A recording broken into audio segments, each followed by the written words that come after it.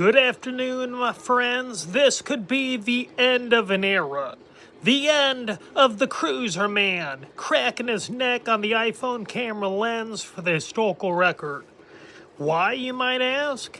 Because my last video, after getting hundreds of views per crack video, my last one got 7 views in over an hour. That's all it did. It flopped. My God, it was like the Rock's last movie, where he played that fighter guy in cage fighting in Japan. I forget the name of it, who cares? But we're going to try one last crack to get the ball rolling on this channel, on this platform.